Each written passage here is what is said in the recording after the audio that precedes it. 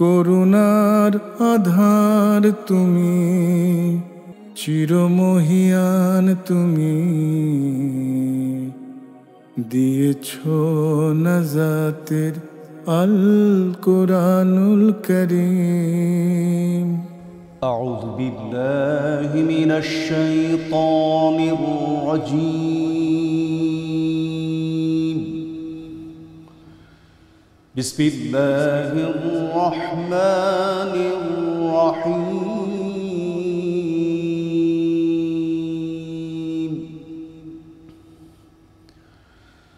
يا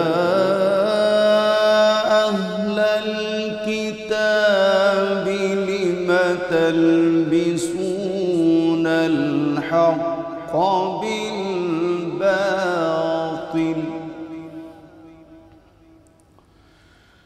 لم تلبسون الحق بالباطل وتكتمون الحق وأنتم تعلمون.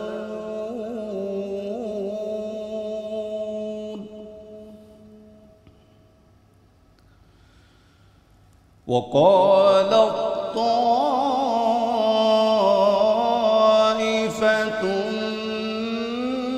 من أهل الكتاب آمنوا بالذي أنزل على الذين آمنوا وجه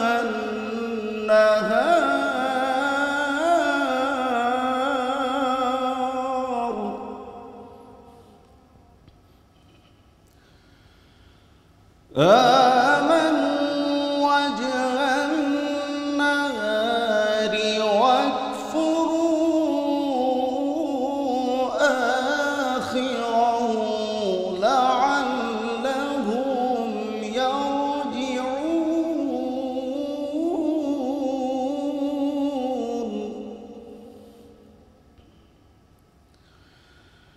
ولا تؤمنوا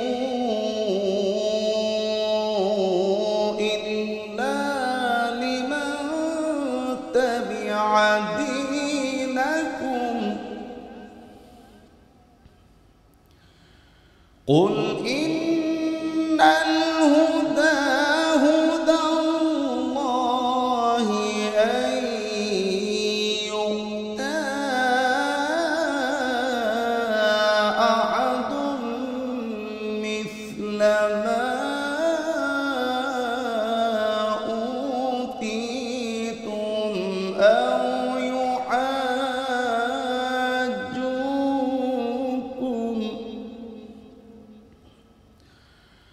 أو يحاجوكم عند ربكم قل إن الفضل بيد الله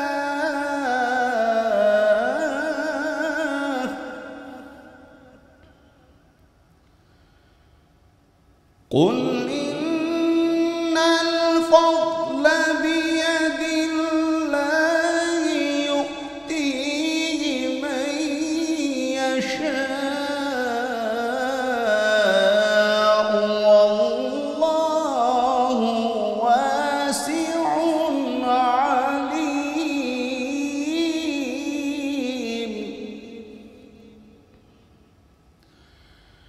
يختص برحمته من يشاء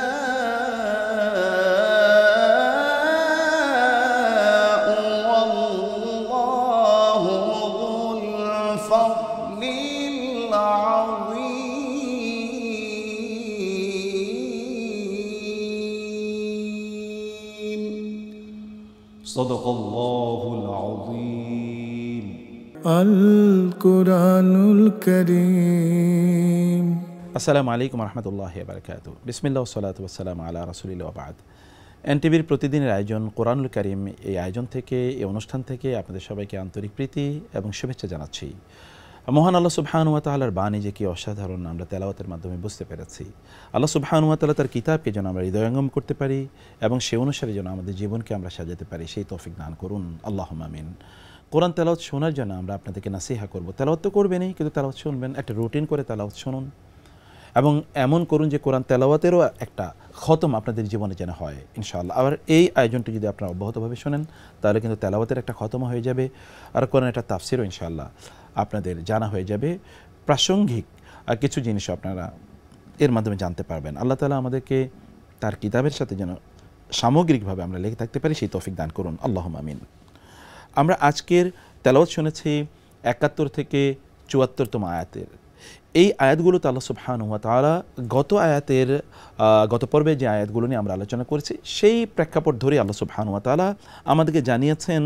যেমন আমরা যদি 71তম আয়াতটি দেখি তাহলে আল্লাহ তাআলা বলেছেন, ইয়া আহলাল কিতাবি লিমা তালবিসুনাল হাক্কা বিল বাতিলি ওয়া তাকতুমুনাল হাক্কা ওয়া আনতুম তা'লামুন। দেখুন, এর আগের আয়াতগুলোতে আমরা দেখেছি যে ইহুদি এবং খ্রিস্টানরা রাসূল সাল্লাল্লাহু আলাইহি ওয়াসাল্লামের কাছে এসেছেন এবং এসে তারা তাদের নিজেদের মধ্যে তারা বিতর্ক শুরু করে দিলেন এবং তারা কেউ কেউ বললেন যে ইব্রাহিম আলাইহিস সালাম, তারা সবাই তাদের নিজেদেরকে ইব্রাহিম আলাইহিস সালামের অনুসারী বা ইব্রাহিম আলাইহিস সালামের বংশধর বলে দাবি করছে, ইব্রাহিম আলাইহিস সালামের আদর্শের অনুসারী বলে দাবি করছে এবং তারা বলছে যে ইব্রাহিম আলাইহিস সালাম ইহুদি ছিলেন, ওরা বলছে ইব্রাহিম আলাইহিস সালাম খ্রিস্টান ছিল। এই যে এইরকম একটা বিতর্কের প্রেক্ষাপটে এই আয়াতগুলো কিন্তু নাজিল হয়েছে।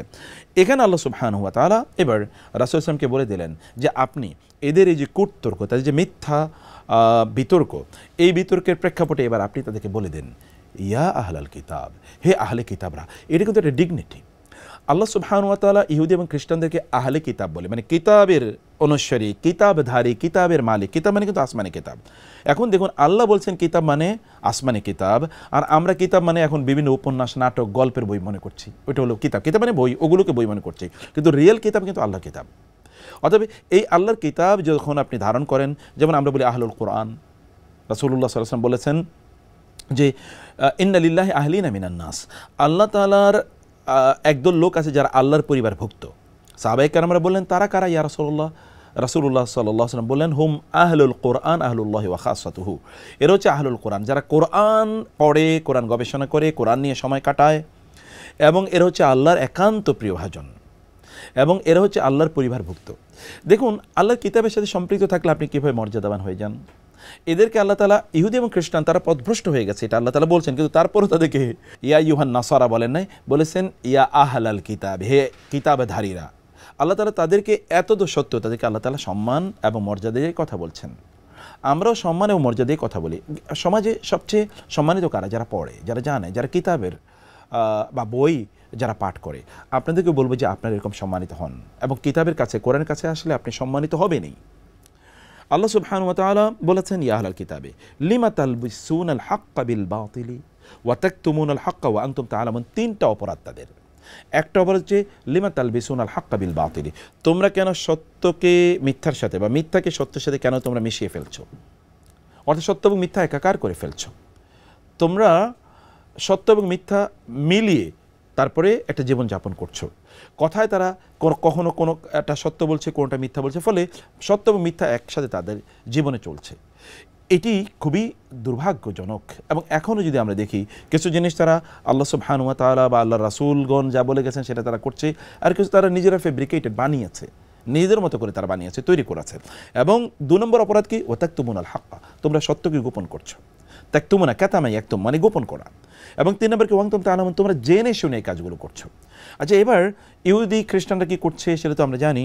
যেমন তাওরাত এবং ইনজিলে আল্লাহ সুবহানাহু ওয়া তাআলা বলেছেন যে কেবল আল্লাহর ইবাদত হবে, আর কারো ইবাদত হবে না। তারা কিন্তু আল্লাহ ছাড়া অন্য কারো ইবাদত করছে। তাওরাত এবং ইনজিলের বক্তব্য হচ্ছে তারা হারাম খেতে পারবে না, শুকরের মাংস হারাম, এবং মদ হারাম, এবং জুয়া হারাম, ধরুন যদি আমরা বলি জানা ব্যভিচার হারাম, অশ্লীলতা হারাম, তার পাশাপাশি এই সুদ হারাম। কিন্তু আপনি দেখেন ইহুদিরাই গোটা পৃথিবীর সুদ নিয়ন্ত্রণ করছে। তারা খ্রিস্টানরা তারা শুকরের মাংস খায় এবং তারা মদ খায়, তারা আল্লাহ ছাড়া অন্য কারো ইবাদত করে। আল্লাহ তাআলা অন্যের সম্পদ খাওয়াকে হারাম করে দিয়েছেন, ইহুদিরা অন্যের সম্পদ দখল করে নিয়েছে। আপনি যদি ইসরায়েলের কথা বলেন বা ফিলিস্তিনের কথা বলেন, তাহলে এই যে অপরাধগুলো তাদের গ্রন্থে কথা বলা আছে, কিন্তু তারা এগুলো করছে। এগুলোই তারা করে করে বেড়াচ্ছে। তাহলে তারা কিন্তু মানে একদিকে তারা সত্য মিথ্যার মিশ্রণ করে তারা চলছে, আবার তারা তাকতুমুনাল হাক্কা, তারা সত্য গোপন করছে। সত্য গোপন মানে কি? সত্য গোপন হচ্ছে যেমন তাওরাত এবং ইনজিলে বলা আছে সর্বশেষ নবী মুহাম্মদ রাসূলুল্লাহ সাল্লাল্লাহু আলাইহি ওয়াসাল্লাম তিনি আসবেন, অতএব তার প্রতি ঈমান আনতে হবে। ঈসা আলাইহিস সালাম একই কথা বলেছেন, মুসা আলাইহিস সালাম একই কথা বলেছেন, এবং তাওরাত ইনজিলে ঘটনা কেবল এতটুকুই উল্লেখ নাই, এমনকি রাসূল সাল্লামের সাহাবীরা তাদের চরিত্র কেমন হবে সেটাও কিন্তু তাওরাত এবং ইনজিলে আছে। যালিকা মাসালুহুম ফিত তাওরাতি ওয়া মাসালুহুম ফিল ইনজিল। কোরআনে আল্লাহ তাআলা বলেছেন, আল্লাহ তাওরাত এবং ইনজিলে সাহাবীদের বৈশিষ্ট্য একটা উদাহরণের মাধ্যমে পর্যন্ত উপস্থাপন করেছেন। অতএব they know all of this. এবং তাওরাত এবং ইনজিলে কেবল আল্লাহরই ইবাদত করা হবে এই কথা বলা আছে, কিন্তু এগুলো সব তারা গোপন করে রেখেছে। রাসূল সাল্লামের বৈশিষ্ট্য কী হবে, তার চরিত্র কী হবে, যেমন তাওরাত এবং ইনজিলে আছে যে তিনি কি এমন হবেন, তিনি হবেন খুবই লাইসা বিফাজ্জিন ওয়ালা গালিজিন ওয়ালা সাখাফিন ফিল আসওয়াকি, যে তিনি কর্কশভাষী হবেন না, তিনি কঠোর হৃদয়ের অধিকারী হবেন না, তিনি চিৎকার চেঁচামেচি করবেন না। এগুলো সব বলা আছে। তারা তাকে চেনে, জানে, ইয়ারিফুনাহু কামা ইয়ারিফুনা আবনাহুম। তারা রাসূলকে তেমনিভাবে চেনে যেমনিভাবে তারা তাদের নিজের সন্তানদেরকে চেনে। তারপরে তারা রাসূলকে অস্বীকার করে নাই, করেছে কিনা? করেছে। এখনও করছে কিনা? করছে। এখনও বাইবেল এবং তাওরাত যদি কেউ সঠিকভাবে পড়ে, ট্রু মানে ওপেন আই নিয়ে, তাহলে এখনও তারা দেখবে যে সেখানে আল্লাহ রাসূল সাল্লাল্লাহু আলাইহি ওয়াসাল্লামের আগমনের কথা বলা আছে। কিন্তু তারপরে তারা তাকতুমুনাল হাক্কা, তারা সত্যকে গোপন করছে। ও আনতুম তা'লামুন, তোমরা জানো। আল্লাহ বলছেন তারা জানে। এবং এরপরে আয়াতটি কি? ওয়াকালাত তাইফাতুম মিন আহলিল কিতাবি আমিনু বিল্লাযী উনজিলা আলাল লাযীনা আমানু ওয়াজহান নাহারি ওয়াকফুরু আখিরাহু লাআল্লাহুম ইয়ারজিউন। এবার তাদের খুবই নিম্নমানের একটা চক্রান্ত এর কথা আল্লাহ সুবহানাহু ওয়া তাআলা বলছেন। সেটি কি? ক্বালাত তাইফাতু মিন আহলিল কিতাবি, এই আহলে কিতাবদের একটা দল তারা বলে, আমিনু বিল্লাযী উনজিলা আলাল লাযীনা আমানু ওয়াজহান নাহার, তোমরা মুসলমানদের উপর যা নাজিল হয়েছে তার প্রতি তোমরা সকালবেলা ঈমান আনো, ওয়াকফুরু আখিরাহু, আর সন্ধ্যাবেলা বা বিকালে গিয়ে তোমরা সেটার প্রতি কুফরি করো, লাআল্লাহুম ইয়ারজিউন, তাইলে এই মুসলমানরা মানে নবীর অনুসারীরা, মুহাম্মদ সাল্লাল্লাহু আলাইহি ওয়াসাল্লামের অনুসারীরা, তারা তাদের ধর্ম ত্যাগ করে তারা আমাদের ধর্ম গ্রহণ করবে। দেখুন কি নিম্নমানের চক্রান্ত এবং ষড়যন্ত্র, এবং খুবই নিম্নমানের একটা চালাকি তারা করেছে। আমরা ৭১তম আয়াতে দেখেছি যে একদল মানুষ তারা সত্য জানার পরেও সত্য মিশ্রণ করে চলে এবং তারা সত্যকে গোপন করে জেনে শুনে তারা এই কাজগুলো করছে। সমাজে কি এমন লোক নাই? রাষ্ট্রে কি এমন লোক নাই? পরিবারে কি এমন লোক নাই? প্রতিষ্ঠানে কি এরকম লোক নাই? আমাদের ফ্রেন্ড সার্কেল, বন্ধু বান্ধবদের মাঝে কি এরকম নাই? আছে। আমরা তো সমাজে এরকম অব্যাহতভাবে অহরহ এগুলো দেখতে পাচ্ছি। মিথ্যা সাক্ষ্য দিয়ে বেড়াচ্ছে লোকেরা, অথবা মিথ্যার পক্ষে লোকেরা মানে ওকালতি করছে, অথবা মিথ্যার পক্ষে আমরা দাঁড়াচ্ছি সামান্য কোনো স্বার্থে। আমরা সত্য জানার পরেও সেটাকে আমরা স্বীকার করছি না, সেটাকে আমরা বলছি না। এরকম একটা মিথ্যার বেশাতিকে আমরা চারিদিকে তৈরি করিনি। তাহলে এই চরিত্র কাদের? এটা ইহুদি খ্রিস্টানদের চরিত্র। কিন্তু আপনি আপনার নিজকে মুসলিম দাবি করেন কিভাবে? ওই চরিত্রটা লালন করে তো একজন মানুষ নিজকে মুসলিম দাবি করতে পারে না। আজ আমরা বলছিলাম যে ৭২তম আয়াতে তাদের একটা হীন চক্রান্তের কথা আল্লাহ বলেছেন। সেই চক্রান্তটা কী ছিল? এখন তো লোকেরা দলে দলে তারা মুসলমান হয়ে যাচ্ছে। ইহুদিদের মধ্যেও তাদের পণ্ডিতরা মুসলমান হয়ে যাচ্ছে, খ্রিস্টানদের পণ্ডিতরা মুসলমান হয়ে যাচ্ছে। এই পরিস্থিতি তারা ভাবলো যে এই মুসলমানদের মধ্যে একটা কনফিউশন তৈরি করা দরকার, তাদের ধর্ম দিন সম্পর্কে কনফিউশন তৈরি করা দরকার। যেমন এখন আমাদের ইউনিভার্সিটিতে যারা পড়াশোনা করে তাদের মধ্যে দিন সম্পর্কে অনেক কনফিউশন আছে এবং তারা এই কারণে দিন প্র্যাকটিস করে না, এরকম হয়ে যাচ্ছে তারা। এই কনফিউশনটা কিন্তু একটা চক্রান্তের অংশ। কিভাবে? তারা তাদের মধ্যকার একটু বুদ্ধিমান অথবা একটু জ্ঞানী অথবা একটু চালাক চতুর যারা আছে, ইহুদিদের কথা বলছি, তারা তাদেরকে গিয়ে বলতো, ওদেরকে গিয়ে যে তোমরা সকালবেলা যাও, গিয়ে মুহাম্মদ সাল্লাল্লাহু আলাইহি ওয়াসাল্লাম যেই বৈঠকে আলোচনা করবেন মাজলিসে, সেখানে তোমরা আলোচনা করার পরে বলে উঠবা সুবহানাল্লাহ, আল্লাহু আকবার। এরপরে তোমরা কি মুসলমান হয়ে যাবা, এরপরে নামাজ পড়বা, ঘুরবা। বিকালে গিয়ে ওই যেই মুসলমানরা সকালে তোমাদের সাথে ছিল তাদের বাসা গিয়ে বলবা, এই তোমরা জানো না সকালে আমরা মুসলমান হয়েছি? হ্যাঁ বলো, হ্যাঁ। তোমরা তো জানো আমরা আহলে কিতাব, আমাদের কিন্তু কিতাব সম্পর্কে অনেক জ্ঞান আছে, আমাদের সত্য জ্ঞান, এবং আমরা জানি নবীর কী কী বৈশিষ্ট্য আমাদের গ্রন্থে আছে। বলে হ্যাঁ জানি তো। বলে দেখো আমরা কিন্তু সকালবেলা তোমাদের সামনে মুসলমান হয়েছে না, আমরা কিন্তু সারাদিন তার সাথে ছিলাম, কিন্তু আমরা দেখলাম সারাদিন ঘুরে তিনি যা বলছেন এগুলো সব ঠিক না, এবং তিনি মিথ্যা কথা বলছেন, অথবা তিনি তাওরাতে যা আছে বা ইনজিলে যা আছে এগুলো তার সাথে মেলে না, অনেক কিছু আমরা আরও ভিতরে ঢুকে দেখলাম এগুলো সব ঠিক না। তাহলে মানুষের মধ্যে কী হয় বলেন তো? কনফিউশন তৈরি হবে। যদি কোনো টেলিভিশন চ্যানেলে কোনো একটা বুয়া ফেক নিউজ যদি যায়, তাহলে মানুষ কনফিউজ হয়, আমরা টেলিভিশনে দেখেছি, পত্রিকাতে পড়েছি, অথবা ওই আলেম বলেছে, ও মৌকে বলেছে, উনি কি মিথ্যা বলতে পারেন? এরকম মানুষ কনফিউশন তৈরি হয় না? এরা মানুষের মাঝে কনফিউশন তৈরি করে দিয়েছে, এবং এতে কিন্তু কিছু কাজও হয়েছে। মানে যারা ধরুন মুসলমানদের মধ্যে যারা একটু দুর্বল ইমান অথবা যাদের জ্ঞান এরকম বেশি নাই, যারা গভীরভাবে চিন্তা করতে পারে না, এই লোকগুলো তারা কিন্তু কনফিউশনের মধ্যে পড়ে গেছে। কি হীন চক্রান্ত দেখেন, কত নিম্নমানের মানে কূট চাল আমরা দেখতে পাই। এই কাজগুলো এই লোকগুলো করেছিল। আল্লাহ সুবহানাহু ওয়া তাআলা বলেন ওদের দুরভিসন্ধি ছিল এরা যেন ইহুদি খ্রিস্টান হয়ে যায়। এখন আমাদের অবস্থা দেখেন তো, আমাদের সমাজে যারা আছে তারা অধিকাংশ লোকদের চরিত্র কি রাসূল ইসলামের চরিত্রের মতো, ইব্রাহিম ইসলামের চরিত্রের মতো? না, তা কিন্তু না, ইহুদি খ্রিস্টানদের চরিত্রের মতো। মানুষ মদ খায়, জুয়া খেলে, সে মাদক দ্রব্য সেবন করে, সে ঘুষ খায়, সে সুদ খায়, তারপর সে তার নিজকে মুসলমান দাবি করে, হজও করতে যায়, নামাজে মসজিদে সবার সামনে কাতারে থাকে, মসজিদও নির্মাণ করে, মাদ্রাসাও নির্মাণ করে, ইয়াতিম কেন তারা টাকা পয়সা দেয়, কিন্তু এরকম করছে। মানে এটা কিন্তু ওই চরিত্রই যে চরিত্রের কথা আল্লাহ তাআলা এখানে বলেছেন। এবং এদের আরেকটি চক্রান্তের কথা আল্লাহ তাআলা বলেন, ওয়ালা তুমিনু ইল্লা লিমান তাবিআ দীনাকুম। ইহুদিরা বা খ্রিস্টানরা তারা তাদের অনুসারীদেরকে বলতো, মানে তাদের স্বগোত্রীয় লোকদেরকে বলতো, তোমরা তোমাদের ধর্মে যা আছে, তাওরাতে বা ইনজিলে যা আছে তার বাইরে কিচ্ছু বিশ্বাস করো না। অতএব মুহাম্মদ সাল্লাল্লাহু আলাইহি ওয়াসাল্লাম কি বলছেন, কোরআনে কি আছে এগুলো তোমরা বিশ্বাসই করো না, এগুলোর ব্যাপারে আগে নেগেটিভ আইডিয়া না, ওগুলো ধরবাই না তোমরা, ওগুলো কাছেই তোমরা যাবা না, এগুলো তারা তাদেরকে বলে দিত। অথবা এখানে আরেকটা জিনিস, তো যে তাওরাত এবং ইনজিলে রাসূল ইসলামের আগমন, কোরআনের কথা এবং সর্বশেষ নবীর কথা এবং সাহাবায়ে কেরামের কথাগুলো যেহেতু আছে, তারা বলতো যে এগুলো তোমরা তাদের কাছে বলো না, মুসলমানদের কাছে গিয়ে বলো না, তাইলে তো তারা জেনে যাবে। এগুলো জেনে যাওয়ার পর তারা বুঝবে যে তাহলে তোমরা মিথ্যাবাদী বা আমরা মিথ্যাবাদী, তাহলে তো আমাদের ধর্ম দুর্বল হয়ে যাবে। অতএব এগুলো তোমরা বলো না, কেবল তোমাদের নিজেদের মধ্যে আলোচনা করতে পারো। কি মানে ভয়ঙ্কর চক্রান্ত, একবার চিন্তা করে দেখেন। আল্লাহ তাআলা বলেন, কুল, হে নবী আপনি বলে দিন, ইন্নাল হুদা হুদাল্লাহ, হেদায়েত দেওয়ার মালিক তো আল্লাহ। তোমরা কি মানুষকে পথভ্রষ্ট করতে পারবা বা তোমরা কি মানুষকে হেদায়েত দিতে পারবা? এটা দেওয়ার মালিক তো আল্লাহ। অতএব আর একান্ত হেদায়েত কেবল আল্লাহর হেদায়েত, তোমাদের কথা অনুসারেই হেদায়েত তৈরি হয় না, বা তোমরা যে কথা বলবা সেটাই সত্য নয়, বরং আল্লাহ যা বলছেন, আল্লাহ যে পথ দেখাচ্ছেন সেই পথই সত্যি পথ। আল্লাহ যা বলছেন আমাদের কিন্তু এটা ইন্নাল হুদা, একবার আপনি চিন্তা করে দেখুন, এইটুকু বক্তব্য কিন্তু আপনার জীবনকে পরিবর্তন করে দিতে পারে। হ্যাঁ, ইন্নাল হুদা হুদাল্লাহ বলুন, ইন্নাল হুদা হুদাল্লাহ, আল্লাহর পক্ষ থেকে আগত হেদায়েত, পথ নির্দেশনা, এটাই শ্রেষ্ঠতম। অতএব আপনি আপনার রাষ্ট্র পরিচালনা, সমাজ পরিচালনা, প্রতিষ্ঠান পরিচালনা, আপনার বাসা পরিচালনা, এমনকি আপনার নিজের জীবন পরিচালনা, আপনার সন্তানকে আপনি কী পড়াবেন, কী খাওয়াবেন, কী মানে তাকে পরিবেশ দেবেন, এগুলো সব কিছু কিন্তু আপনি যদি বলেন ইন্নাল হুদা হুদাল্লাহ, আল্লাহ যা বলেছেন তাই, তাহলে দেখেন আর কোনো সংকট থাকে নাকি? না, থাকে না। আপনার জীবন তো তখন নবী রাসূলদের, সাহাবায়ে কেরামের জীবনের মতো এরকম শান্তিপূর্ণ জীবন হয়ে যেতে পারে। আইয়ুতা আহাদুম মিসলামা উতিতুম, আল্লাহ তাআলা বলে দিচ্ছেন ওদেরকে বলে দেন, তোমাদেরকে যেমনভাবে আল্লাহ তাআলা সম্মান দিয়েছেন বলে তোমরা দাবি করো আহলে কিতাব, এবং তোমাদের কাছে অনেক নবী এসেছে, আল্লাহ সুবহানাহু ওয়া তাআলা চাইলে অন্যদেরকে এরকম সম্মান দিতে পারেন না? দেয়ার মালিক তো আল্লাহ। অতএব আইয়ুতা মিসলামা উতিতুম, তোমাদেরকে যা দেওয়া হয়েছে এটা অন্য কাউকে আল্লাহ তাআলা দিতেই পারেন, এই অধিকার কেবল আল্লাহর আছে। এবং কি আও ইউহাজ্জুকুম ইনদা রাব্বিকুম, আরেকটা জিনিস মনে রাখবা, আজকে তোমরা তর্ক করছো, বিতর্ক করছো, মিথ্যা তর্ক বিতর্ক করছো, কোনো এক সময় আল্লাহর সামনে যখন তোমাদের ব্যাপারে আলোচনা আসবে, তখন এরাই, এই মুসলমানরা অথবা এই আলেমরাই তোমাদের ব্যাপারে দলিল দেখাবে, দেখেন আল্লাহ এরা মিথ্যা কথা বলছে, যে এরা আপনার ইবাদত করেছে, অথবা তাদের নবীরা তাদেরকে ঠিকমতো দাওয়াত দেয় নাই, অথবা তাদের আলেমরা তাদেরকে ঠিকমতো বলে নাই, এরা এই সকল মিথ্যা কথা বলছে। দেখুন এই যে আমরা, আমাদের কোরআনে আছে, এরা দলিল হিসেবে তখন মুসলমানরা, মোমেনরা, আলেমরা তখন সেখানে দাঁড়িয়ে যাবে তাদের বিরুদ্ধে। অতএব আজকে তোমরা কিন্তু মানে প্রমাণ দিতে পারতা, তোমাদের কাছে দলিল ছিল যে তোমরা মুহাম্মদ সাল্লাল্লাহু আলাইহি ওয়াসাল্লাম সর্বশেষ নবী, সর্বোচ্চ এবং সত্য নবী, এবং তারপরে কিয়ামত পর্যন্ত আর কোনো নবী আসবে না, এই কথা তোমরা আজকে সাক্ষ্য দিতে পারতা, এবং তোমরা বলতে পারতে কেবল আল্লাহ ছাড়া আর কারো ইবাদত করা যাবে না, কিন্তু তোমরা সেই সাক্ষ্য প্রদান করছো না। কিন্তু কিয়ামতের দিন সত্যিকার তো তোমাদের বিপক্ষে এই ঈমানদাররাই সাক্ষ্য প্রদান করবে। এই প্রিভিলেজ, এই সম্মান, এই মর্যাদা তোমরা গ্রহণ করতে পারলা না, সেটা আল্লাহ তাআলা বললেন। এবং আল্লাহ তাআলা বললেন, কুল ইন্নাল ফাদলা বিয়াদিল্লাহি ইউতিহি মান ইয়াশা। এগেইন মানে সো অ্যামেজিং এই আয়াতগুলো, সুবহানাল্লাহ।